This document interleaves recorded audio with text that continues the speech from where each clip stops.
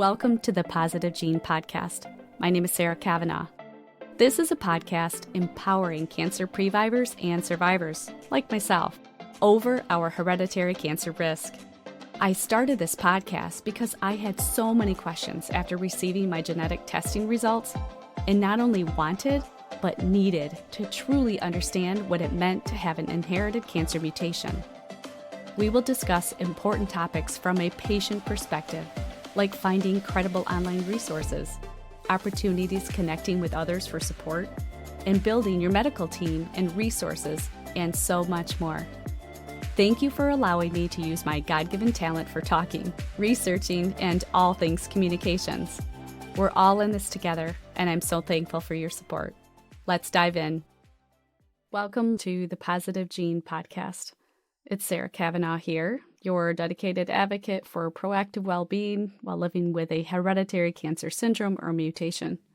Today, we are going to walk through a very personal journey, one that I hope will inspire, empower, and resonate with many of you. It's the story of my own experience navigating the world of hereditary cancer syndromes, specifically Lynch syndrome and CHEK2. An important note here. I am not a medical professional. My experiences and insights stem from being a hereditary cancer previvor and advocate, so always consult with healthcare professionals regarding your health decisions. Now, you might be asking what led me to explore genetic testing in the first place. And it started in the summer of 2022. I was on a regular 6-month mammogram MRI screening due to having extremely dense breasts. With both of my parents gone and my best friend grappling with a stage 1 breast cancer diagnosis, it was essential for me to go a step further. So adding genetic testing felt like the responsible thing to do. The process began simply, filling out a detailed questionnaire about my family's health history. And with a bit of detective work and some help from one of our family historians, I managed to piece together my family's cancer history, at least as best that I could. To be honest, as I'd mentioned in previous podcasts, there were some revelations about past cancers in my family that were quite a surprise. So weeks later, the phone rang on a seemingly normal afternoon.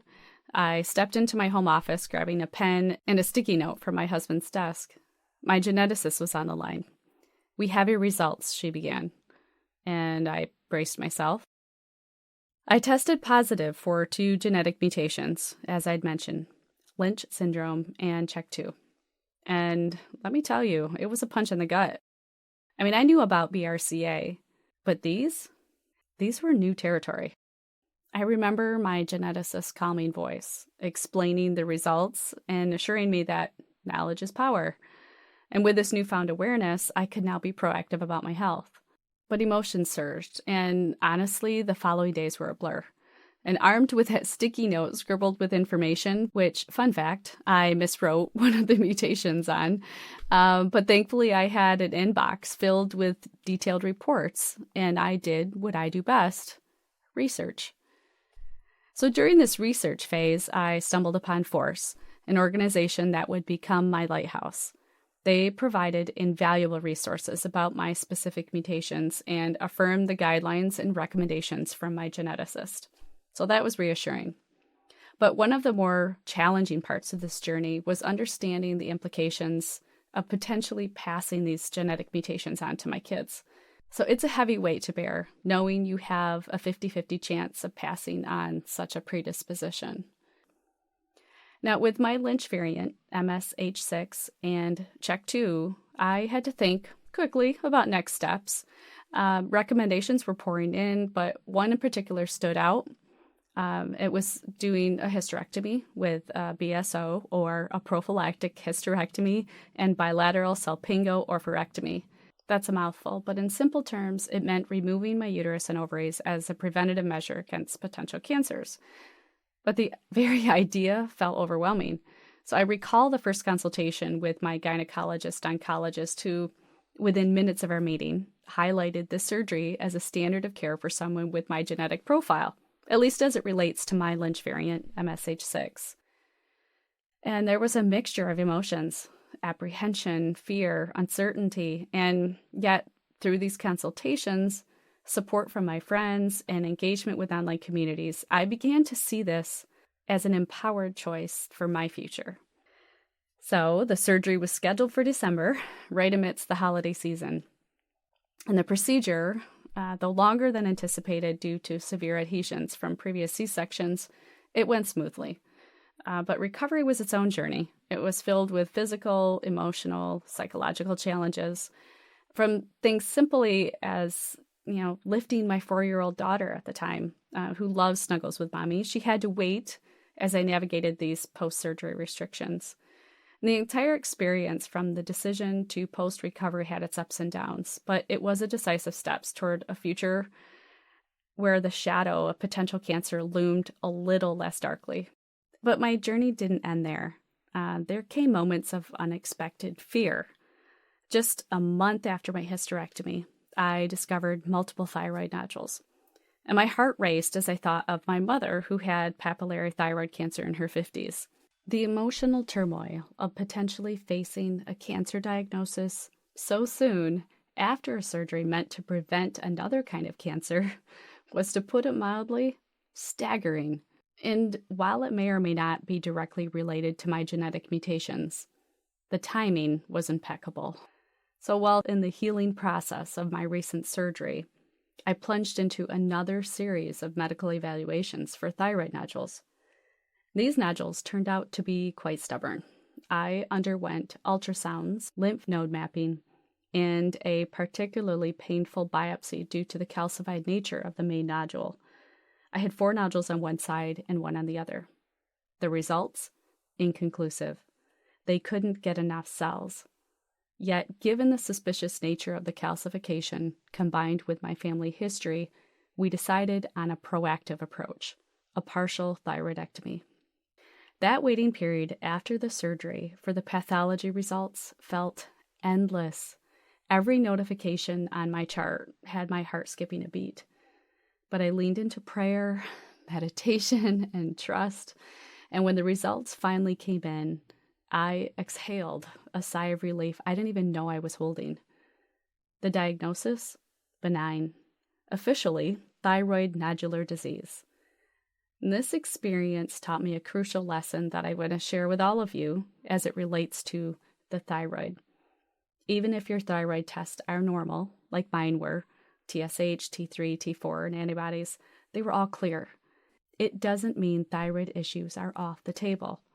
And for those wondering about thyroid nodules, while you can perform a thyroid swallowing test or a neck check at home, it's not the most accurate way to identify thyroid disease. If you're concerned, I urge you to consult a professional. For more information, consider visiting thyroid.org. So in these moments of uncertainty and fear, my faith was both challenged and strengthened. The journey, filled with its ups and downs, was overwhelming. And from that emotional toll of diagnoses to the physical trials of surgeries, it was a lot to bear. And yet, amidst it all, I did find profound strength that comes from deep conviction. And I leaned heavily into my church, my community, drawing on their support and prayers, even the meals that were brought by the house and those sorts of things. It was amazing. And so their unwavering faith and their shared stories of resilience and hope became my anchor. And it reminded me the collective strength we possess when we come together in faith and prayer. And every whispered prayer, every offered hand of support brought a sense of solace and understanding. And it was in these shared moments of vulnerability and unity that I truly felt the peace of God wash over me. And so being a Christian, my belief in the journey after this life is strong, but my concern for my family and my children about navigating life without me is daunting. Those thoughts often clashed, leading to moments of deep introspection. And yet, every time I found myself lost in this maze of emotions, my faith community would guide me back and reminded me of a greater plan and the love that encompasses all, especially that of my family. They were wonderful through this whole experience, and I'm ever grateful for the gift that I have of an amazing, supportive, and loving family. The entire experience deepened my connection with God, and even with my family, and reinforce the idea that challenges, no matter how insurmountable they may seem, can be faced with faith and the support of a loving community. So, speaking of seemingly insurmountable, we're going to switch gears to talk about what that commitment looks like when it comes to screenings. Throughout this journey, it's vital to underline the importance of regular and consistent screenings. For those of us facing a hereditary cancer syndrome, this means diving deep into a regimen of checkups. Now, I continue my 6-month rotation for breast MRI and mammograms, ensuring that any potential abnormalities could be caught early. And it's a commitment. And while MRIs aren't the most pleasant, imagine spending almost an hour with your arms overhead, but it's the peace of mind it offers, and that's priceless. In addition to this, I've committed to regular skin screenings with my dermatologist who's proficient with Lynch syndrome. And now the journey with Lynch syndrome and CHEK2 and its risks associated with colorectal cancer means understanding its ramifications. And so that involves setting up colonoscopies, ensuring that I stay vigilant against the risk, and continue now to do so every 2 years versus the every 5 years that I was on previously. So taking control of your health means understanding the necessity of these screenings and ensuring they're part of your regular health routine. Now, fast forward a bit, and I am here today, so grateful for the benign test results thus far and passionate about advocacy. This whole journey made me realize that I could make a difference. And by sharing my story, I hope to provide clarity and understanding and a touch of optimism to those who might be feeling lost or overwhelmed. Becoming a volunteer patient advocate leader with force has given me a way to help others and help me learn to bridge the gap between complex genetic information and our day-to-day lives. And so with this podcast, I hope to continue building that bridge, offering a supportive community for those facing hereditary cancer risks. Feel free to visit my corresponding blog to this podcast and leave any comments, thoughts, or even share your story. You can find it at my website at sarakavanaugh.com. There will also be a link in the show notes. Now, before we wrap up, and I want to leave you with this, if you ever feel you need to consult with a genetic counselor, you can find one at the National Society of Genetic Counselors at nsgc.org. And as my geneticist had told me, that knowledge is power, and we are not alone in this journey. So this is Sara Kavanaugh, and this is the Positive Gene Podcast. Until next time, remember to embrace the positivity that comes from knowledge. Stay informed, stay resilient, and stay positive. Thank you for spending time with me on the Positive Gene Podcast. Your support means everything. If you found value in today's episode, I would be so grateful if you could take a moment to rate and review the podcast. It truly makes a difference. For an in-depth look and links to resources discussed today, check out the accompanying blog on my website at sarakavanaugh.com. Until next time, stay empowered and remember, you are not alone on this journey.